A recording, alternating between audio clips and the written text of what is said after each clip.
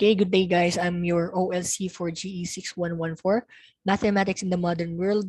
I am Rashwa Dingding, and today or this week we will discuss the nature of mathematics. Now let's go with the next slide. So these are the objectives that we need to accomplish as we discuss today's lesson. No? So first, we have to recognize the patterns in nature and be able to identify and follow patterns in mathematics. Second objective is to apply the rules in determining the terms of sequences. And lastly, enumerate terms of the Fibonacci sequence. Okay, now let's go with the next slide. So mathematics is all around us. As we discover, mathematics is a science of pattern and order. Its domain is not molecules or cells, but numbers, chance, form, and algorithms and change. As a science of abstract objects, mathematics relies on logic rather than observation as its standard of truth, yet employs observation, simulation, and even experimentation as means of discovering the truth. So it's very obvious, guys, that mathematics is all around us. Usually, lahat ng bagay that we can see in the society involves mathematics. Like for example, the basic currency, no? So how do we use our money to buy goods, and of course use our money to buy anything, no? So that is mathematics. Now we are using numerical numbers, and of course we use our money to buy things. So that is mathematics, no? So adding, subtracting your money, that is mathematics. In the business side, of course, mathematics is very evident because we will use numerical numbers and other functions to predict or to forecast business ventures, like for example their future profit, yung mga future losses nila, no, ng mga businesses. So madaming applications yung mathematics, no. Our society is built upon the foundations or the laws of mathematics. Kumbaga. So we will not survive in this modern society if we don't have the grasp or the general grasp or kumbaga the general idea of mathematics. No? Kahit basic arithmetic lang, that is enough or enough for us to survive in this society. Kasi nga, our society is built upon the laws or mga batas of mathematics. So, kumbaga, it's the foundation of all of the things that we have in the society.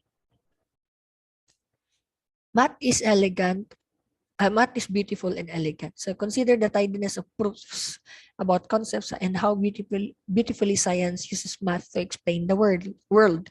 No? So for example, yung string theory, no? So it's the closest theory of everything. So it explains the origin of the universe and so on. So kumbaga, the theory of the very big and the theory of the very small is combined, and it was combined in a 1-inch equation. So that is one of the beauty of mathematics, wherein we can explain, not exactly thoroughly explain the origins of the universe, but part of it, kumbaga. So to explain it, we use string theory. So that's how beautiful and elegant mathematics is. How about yung calculus? We use calculus to calculate, for example, the velocity of fluid intake or the speed of fluid outtake, yung paglabas ng mga fluids, for example, flow of water from a basin to another basin and so on. So ang dami niyang applications, guys, yung mathematics, obviously. So that it has different branches also, like calculus, differential equations, engineering mathematics, and so on. Now let's go with the next slide. So patterns in mathematics, prime numbers. So there is something about prime numbers and the nature of math that is endlessly interesting. So so before we proceed in discussing this, so anyone from the class who could define what is a prime number? Di ba alam naman natin yung prime number, no? It was discussed way back in elementary and in high school or senior high school and junior high school. Okay, anyone from the class that has or knows the definition of a prime number? Yung layman's term lang, yung pinaka-simple na definition ng prime numbers. Anyone from the class?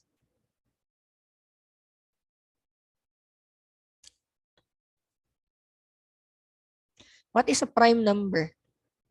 Anyone? Sir, Yes? parang sa pagkaka-remember ko, yung prime number a number that is only divided by 1 in itself. Tama ba ako? Yes, that's correct, Josephine. Yes, that's the simple definition of a prime number. Yes, a Thank you. number that can be divided by 1 or itself. So wala siyang other factor, no? Dalawang factors lang. Okay? So yun yung prime number. Thank you for that. Sino nga yun? Si Josephine, no? Yan, thank Yes, you. sir. Okay. So ganun yun, no? So now, let's proceed. Now we know what is the definition of a prime number. Again, prime number is a number wherein it can be divided by itself and to 1. No? 1 in itself lang. Now, Goldbach's conjecture. So Goldbach was a mathematician who claimed that every even number could be demonstrated to be the sum of 2 prime numbers. No? So for example, 2 is equals to 1 plus 1. 4 is equals to 2 plus 2. 6 is equals to 3 plus 3. So we're in 1, 2, 3, 5, 3, 7, and 5. Those are prime numbers. So if we add 2 prime numbers, it would equate or result to an even number. So that is the Goldbach's conjecture. Okay? Ayan, yun yung kumbaga na-observe na pattern ng mga mathematicians. Especially ni Goldbach. Now, speaking of patterns, let's discuss what is symmetry. So for you guys or anyone from the class, without looking at the definition, so what is symmetry para sa inyo? In Tagalog, kumbaga, ano yung pagkakaintindi niyo? What is symmetry?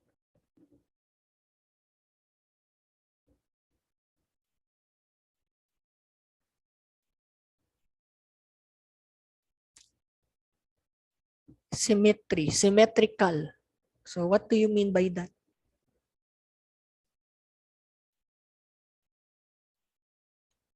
Anyone?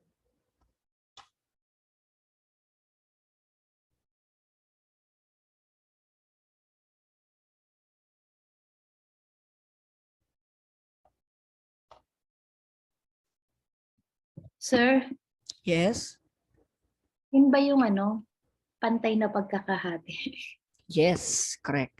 Ganun. No? So that's yung parang simple definition of symmetry. No? So pantay na pagkahati. So evenly divided into equal parts. So that is symmetry or symmetrical or a symmetrical object. So actually symmetry, the word symmetry is from the Greek word sun or sun, meaning width, and metron meaning measure.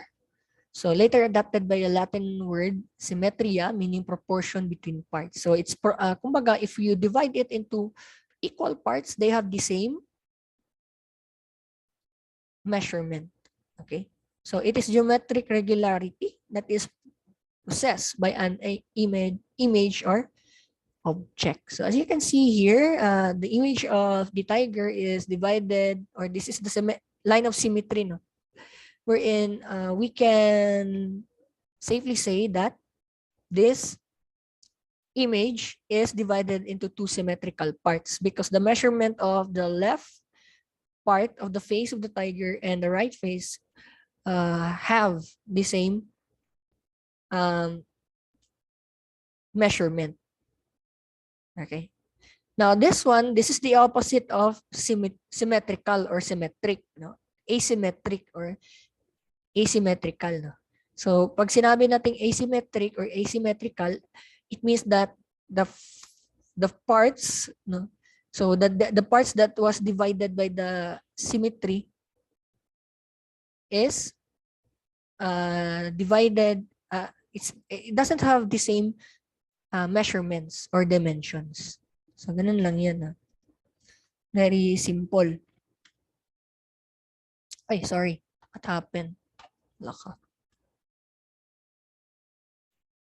Wait lang guys. Ayan.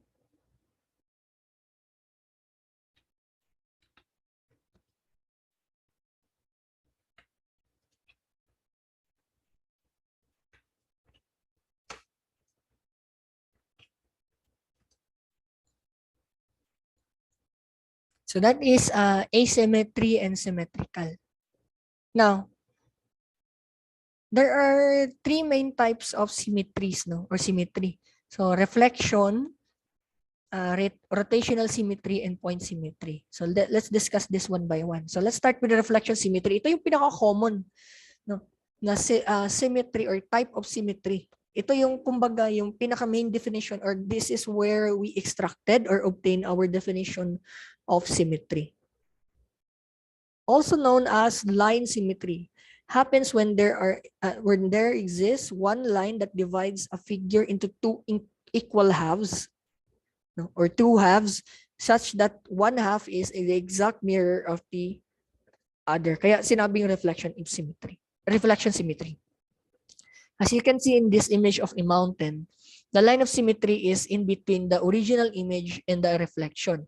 So this is an example of a reflection symmetry because the dimension of this mountain, the image of the original mountain, is the same with the reflection here.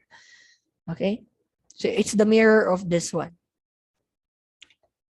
So under reflection, there are three common types of reflection symmetry: the trifold or threefold, fourfold, and fivefold. So note that the number of sides of the figure does not necessarily indicate how many lines of symmetry it has. So nagkataon lang yan. So itong threefold reflection symmetry, we can apply this on this shape or in this shape. So pag sinabi natin threefold reflection symmetry, it depends on the number of line of symmetry.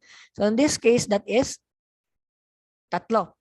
So sir, how come? No, sabi dito, it has one line and yung line reflection symmetry, it has one line, it divides the object into two halves. Iyan ang daming line symmetry.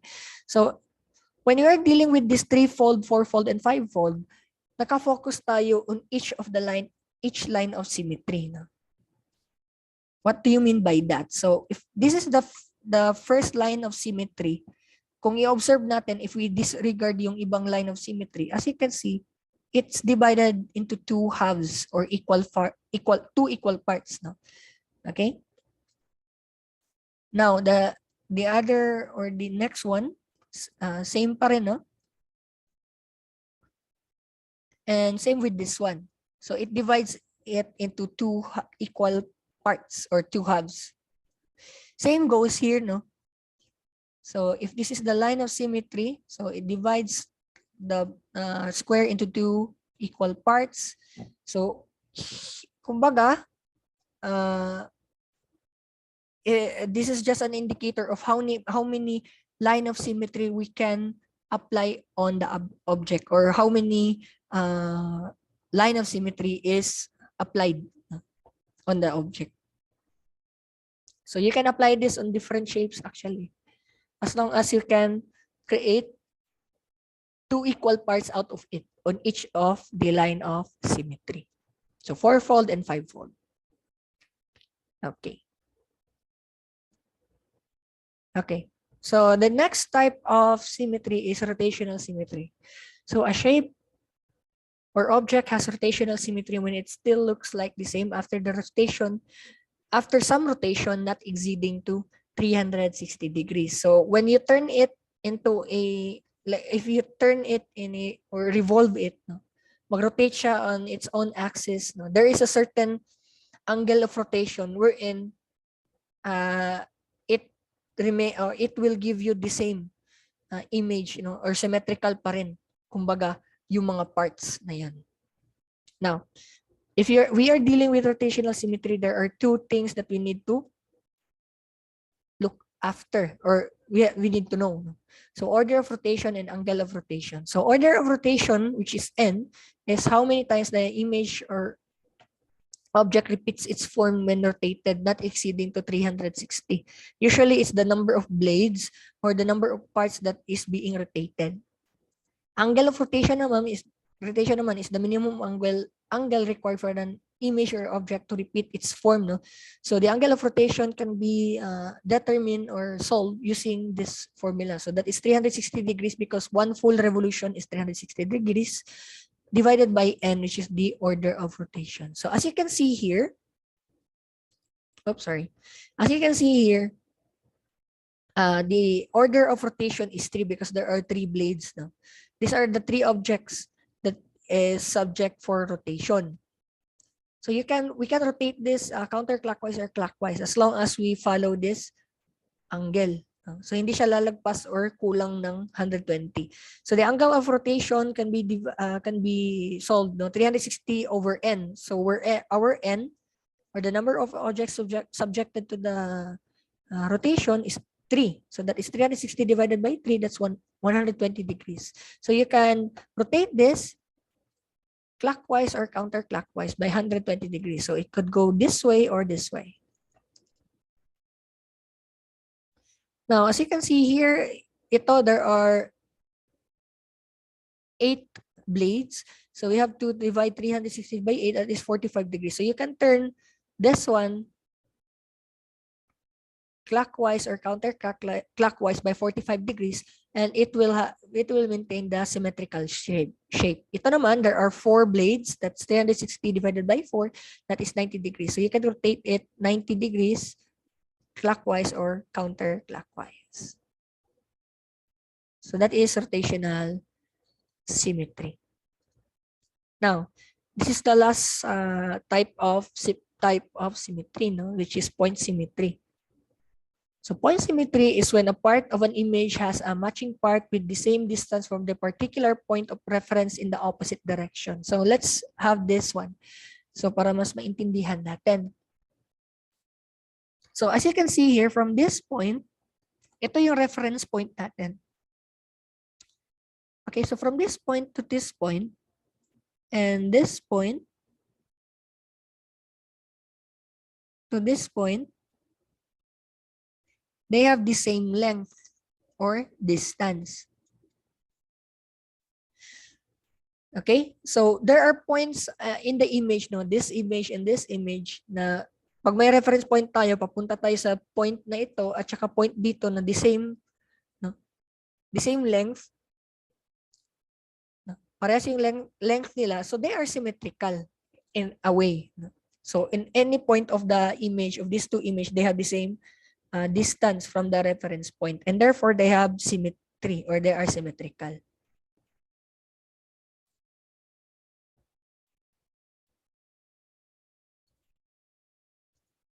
So like this one, no?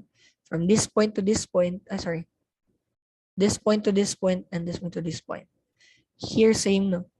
So from this point to this point, this point to this point, and this point to this point, it shows that these two shapes are symmetrical.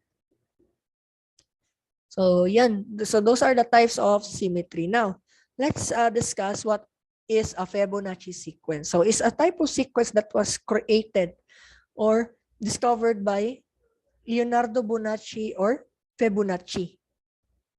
Okay. So Leonardo Bonacci was born around 1170 into the Bonacci-Bonaccio family of Pisa, also known as Leonardo Pisa, Leonardo Pisano Bigolio, or Leonardo Fibonacci. No. Studied under a Muslim schoolmaster in his younger years, where he learned Hindu-Arabic system of counting computation. So he published a book in 1202 entitled Liber Abaci, which translates to the Book of Calculations and Abacus. So if you remember yung abacus, it's the old school na calculator, na using beads to calculate basic arithmetic. Now, let's go with the next slide. So, it was discovered by Fibonacci. No? Ito yung na-observe niya. No? Ito yung nakita niya ng mga patterns where he can find the Fibonacci sequence. So, yung rabbit birds, honeybees, and family trees, petals on flowers, seed heads, pine cones, and leaf arrangements. So, those are the common na, kumbaga, makikita mo yung pattern na Fibonacci. Kasi pattern yan number, may pattern, sequence of numbers na may pattern. So the problem of the rabbit, so a person has 2 newborn rabbits of each gender. We are asked to determine the number of pairs of rabbits that can be produced from a said pair, inclusive of the initial pair. So these are the assumption of the problem. No? Each newborn pair, a female and a male, matures in 1 month, then starts to breed. 2 months after their birth, every month thereafter, now mature pair breed at the beginning of each month. So this is breeding, then results the birth of one newborn pair, a female and a male, at the end of the month, and no rabbits die during the course of the year. So let's discuss this further, no, para mas maintindihan natin bakit nakita yung Fibonacci sequence sa birth of rabbits. Now, as you can see here, based natin sa mga assumptions natin na in-establish kanina. So ito yung binigay niya newborn rabbits mo in the first month. Okay, so we got one pair.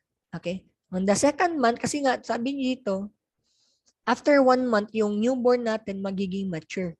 Okay, and from that, it can reproduce na another newborn. Ito. So this one, sabi doon, we will count also yung previous na parent. Okay, or the previous rabbits that was acquired on the number of pairs na we have to calculate. So ito naging mature, so one pair lang, no? Ito 2 pair.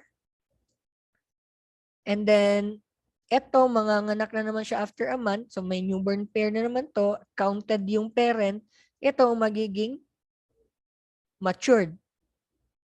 So pero hindi pa siya manganganak kasi nga after niya mag-mature, from newborn to mature,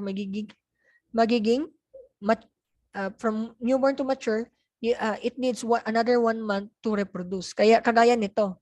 So newborn siya, naging matured rabbit siya. So on month 2, yung pangalawang month, no, hindi pa siya nakaproduce after a month pa. Kasi nga kaka-mature lang niya. Now, this one continuous process pa rin. So yung original na matured newborn rabbits na naging mature, counted pa rin, tapos nanganak na naman sila after a month. Ito naging adult. Tapos ito, kasi adult na siya, so after a month, baka produce na siya. Okay, so ito, kinapi lang natin yung original parent, tapos nag-produce siya ng offspring. So, if we count that, that is 5 pairs. Ito naman for, this is 1, 2, 3, 4, 5 pairs. This is 5. This is 3. This is 2. This is 1. This is 1. Ito naman, so continue lang guys. No? So ito, yung original na pair, pinanganak na naman sila. Then yung pinanganak neto, naging matured siya. Then ito, counted to siya, yung old na mature, nanganak na naman siya ng newborn. Tapos ito, counted na naman itong adult. Then nagproduce na naman siya ng newborn. Then itong newborn from this parent, naging adult. So that is a total of 8 pairs. So yung pattern natin dyan, itong 1, 2, 3, 5, 8. Okay? So that is what we call the Fibonacci sequence. May pattern yan. So ito yung summary, no? So 1, 1, 2, 3, 5, 8, and so on. So ano ba yung pattern for Fibonacci? So the next number is found by adding up the 2 numbers before it. So balik tayo. So yung Fibonacci sequence, so nag-start tayo sa 1. Okay? So nag-start tayo sa 1. Ito. Okay? Oops. Nag-start tayo sa 1, no? Ano ba yan? So, sabi dito, you have to add the previous numbers, previous pair, para makuha natin yung next. So, 1 plus 1 is 2. Okay? Para makuha to, add the previous pair. So, that's 1 plus 2. That's 3. Ito naman, para makuha natin to, add natin yung previous pair. That is 2 plus 3. That's 5. So, ito, para makuha natin to, so add natin yung previous 3, yung previous pair. 3 plus 5, that is 8. Ito naman, makukuha siya pag i-add natin to. So, that is 8 plus 5 or 5 plus 8, that is 13.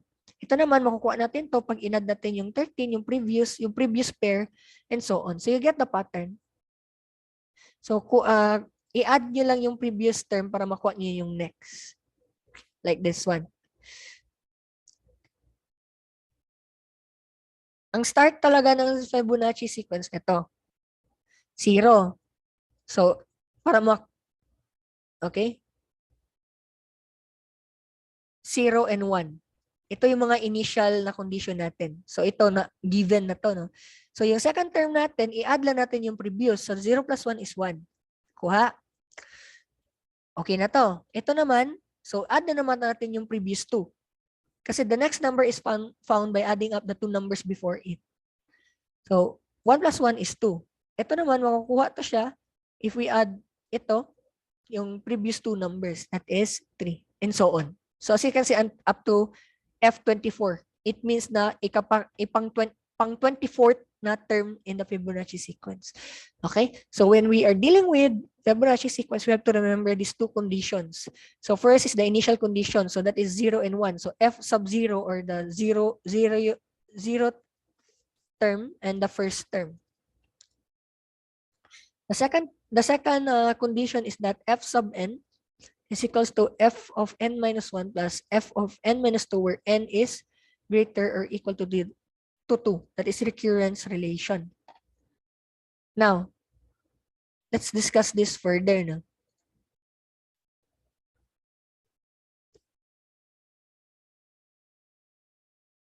Now, how to calculate term 9? Now, if we use the recurrence relation, ito, this formula, alam naman natin kasi meron tayong table, no? 34 dapat. But if we follow yung recurrence relation, F of n, yung term na hinahanap natin is like this. This is the formula. So, F of 9 yung kinukuha natin. So, F of 9 minus 1, kasi nga, ito yung formula eh. Minus 1 at saka n minus 2. So, subtract lang natin. So, that is F of 9 minus 1 plus F of 9 minus 2. So, that is F of 8 and 7. So, that is F of 8. Ito. Tapos F of 7, yan. So, pag in-add natin yan, 21 plus 13, that is 34. So, tama siya. Okay? So, that's how you get your term based on the table and the recurrence relation. Okay?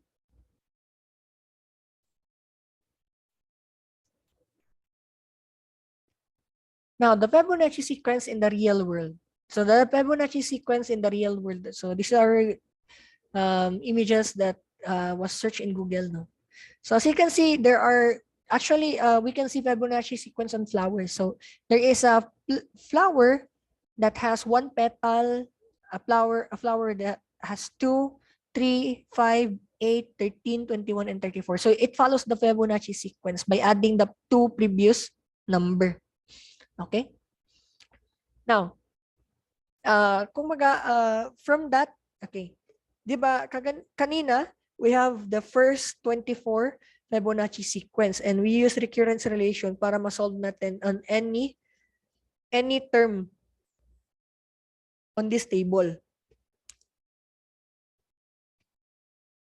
Ang problema, what if F25 or F36 and so on, beyond this, no? So, mag-a-add ka pa ng previous two terms hanggang makarating ka sa term na gusto mo. So, that's impractical. So, mathematicians have observed that the golden ratio is somehow related or connected to the Fibonacci sequence. So, the golden ratio, math in art and nature. So, the golden ratio, phi, so yung phi natin, it's a Greek letter. So, ganyan yung itsura niya. No? Phi, parang letter Y siya. So, the golden ratio is equal to 1 plus, so that's 1 plus the square root of 5 minus 1 all over 2. So, that is approximately equal to, I forgot, no? 1.618034. So that is 1.618034. That's the golden ratio. So Da Vinci used this proportion in the artistic work representing the body. Kasi nga, we can see this golden ratio on different parts of our body and of course in nature.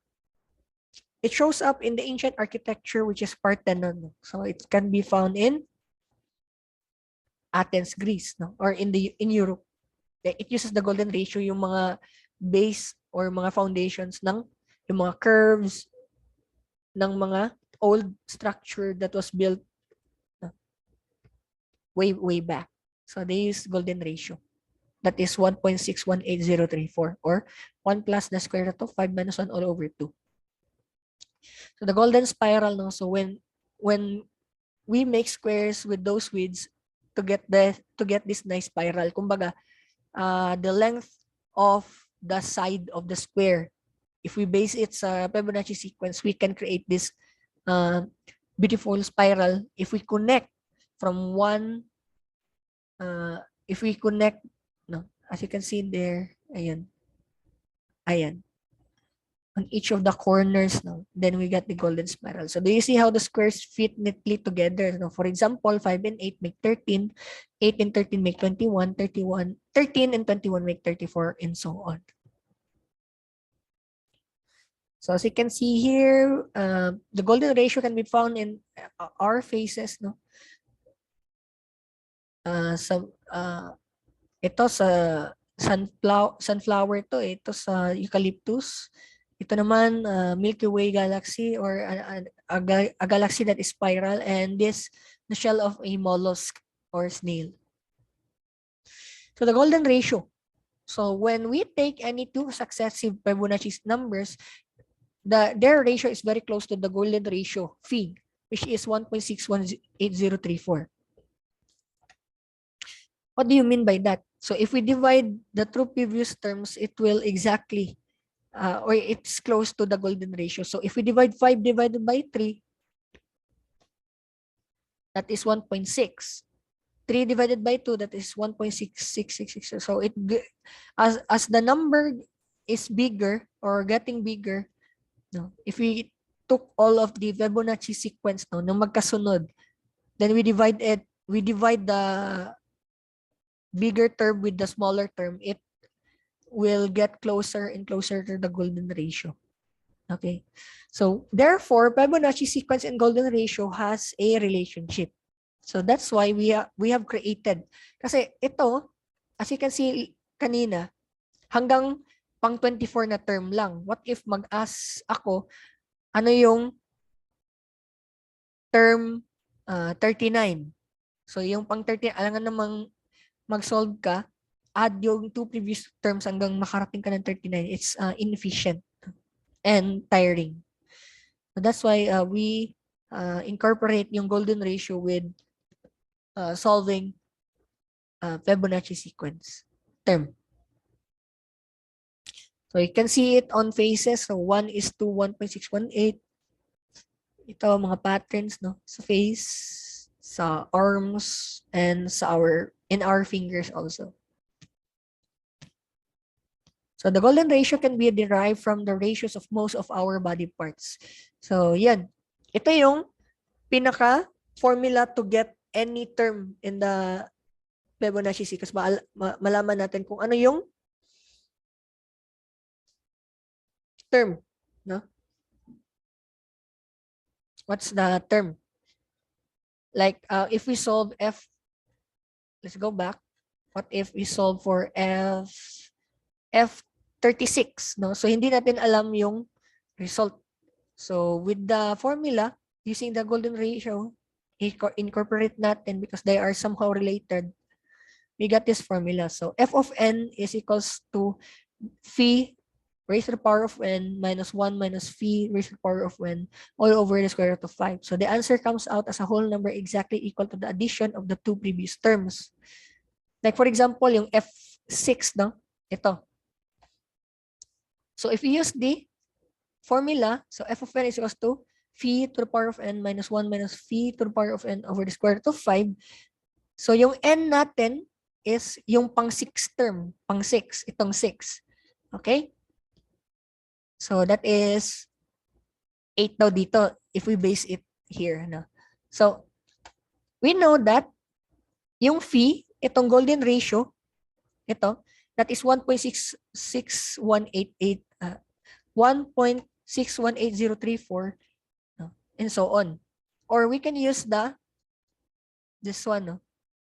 We can use this one para exact talaga. Wait lang. Saan na yan? Ito. 1 plus the square root of 5 minus 1 over 2. Or we can use the decimal one or the decimal form. So, to get yung f of 6, ito, substitute lang, no? So, yung n natin dyan is, anong term yung hinahanap? Which is, erase natin sa 6. Tapos, 1 minus phi, which is the golden ratio, raised to 6 all over square root of 5. That is 8.000033. You drop off the decimal part and we got 8. Okay? Let's have another example, no? F12, that's 144. Okay? So, if we use a calculator, let's see. Scientific calculator to be more efficient. Wait lang, sana yan? Oops. Let's have the F12, no? So, F12, so if you use a calculator, this one, so ano yung formula? Yan, phi to the power of n. So, ito, fraction, so that phi to the power of n. So, enclose natin, no? So, ang phi natin is what? 1.61. Ano yan? 1.61. 8034. Okay. 8034. 8. Ay. How do you delete this? Ayan. Click natin dito. 8034. Can we zoom this in? Oops, sorry. Ayan. 034. Tapos, close natin. Raise to n. So, ano yung hinahanap natin? 12, right? Yung hinahanap natin. 12. F12. Raise to 12. Okay? Then, we'll go back to the formula. Minus 1 minus, yan. So, pick mo lang dito. So, minus 1 minus phi, which is 1.61803. Wait lang. 8034 raised to 12 kasi yan yung n natin. No? Let's see ano yung formula again. Formula is tama. Okay. All over square root of 5. All over the square root of 5. So that would be 144. 144. Oops, ano yun? So, ang answer for that is 144.00. Balik tayo. 144.000012. To disregard the decimal and focus on the whole number. So, that's 144. So, we can solve it. We can solve for the any number, no?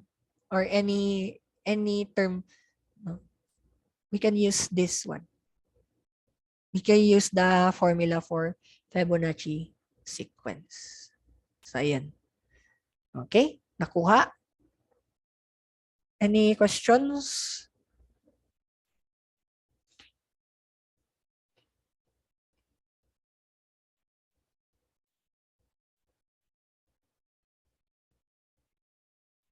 Any questions, guys?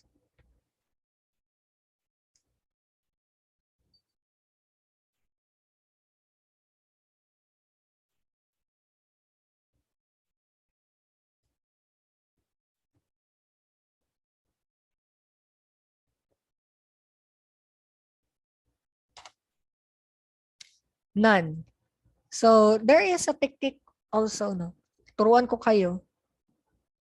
We can use Excel actually. Wait lang.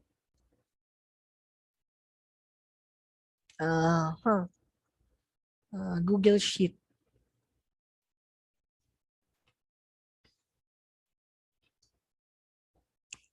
Let's try, no? Can we incorporate it or put it in a Google Sheet? Yes, sige. Pwede yan. Turuan ko kayo on how to create a calculator out of it. So, using Excel. You can try this at home actually. Or you can try it on your unit. Can I zoom this in? I can't. Okay. So we will create a Fibonacci sequence calculator. Manually. Sequence calculator. Ayan. So, let's screenshot yung formula para may guide tayo. So, saan na ba yung formula? Ayan, ito. Follow natin yan. So, copy natin, lagay natin sa Excel, no? Para may... wait. Wait lang. Ayaw niya para may guide tayo. Kasi ilalagay natin itong formula na ito dito. Ayan. Ayan. Okay. So, how do we create the formula for this? Dali lang, no? So, we have to divide this into two parts. Yung numerator at saka denominator if you're familiar. So, numerator, denominator, tapos yung Fn. Itong result.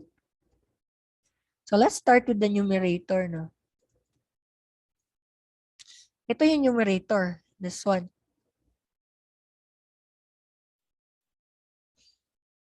Okay. May kulang tayo, no? Para madali na lang. Insert tayo.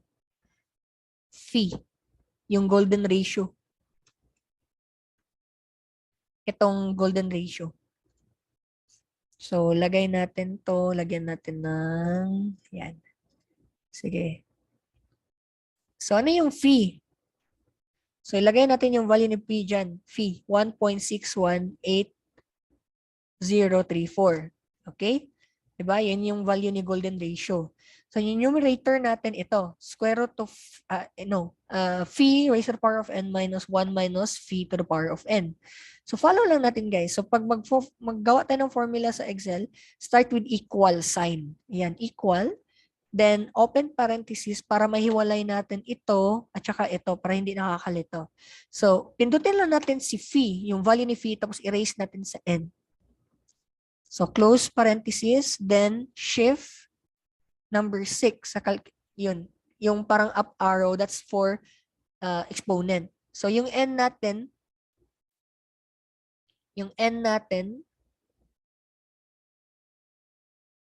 wait lang, kulang pa tayo na. So, dapat kahit anong term,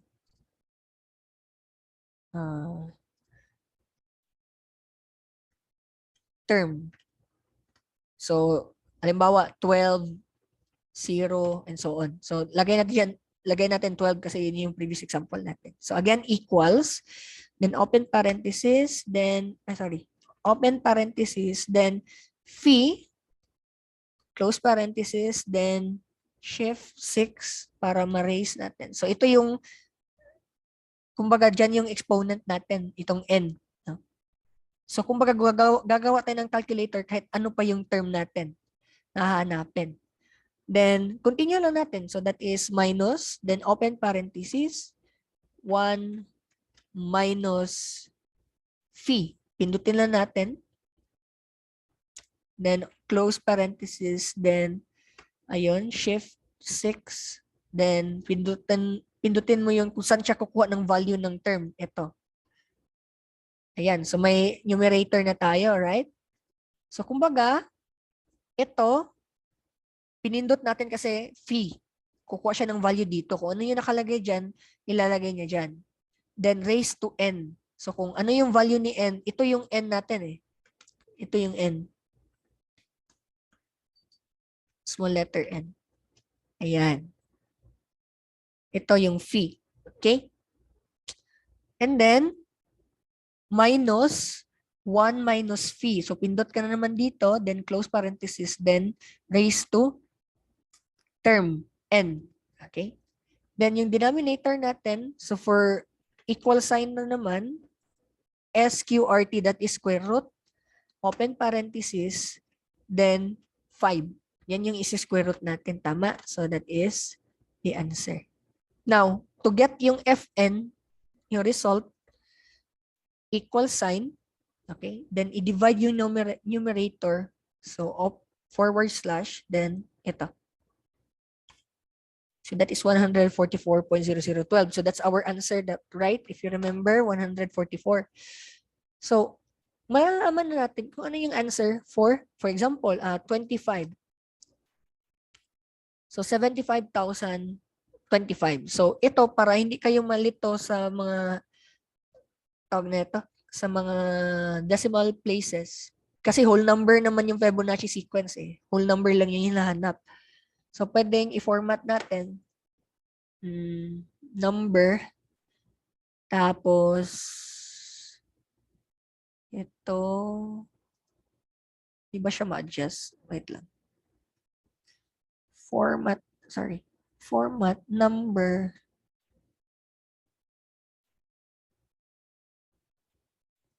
custom number format. Ay, ito, whole number na. Ayan, so naka-whole number na siya. Palakihin natin. Liit kasi. Ayan.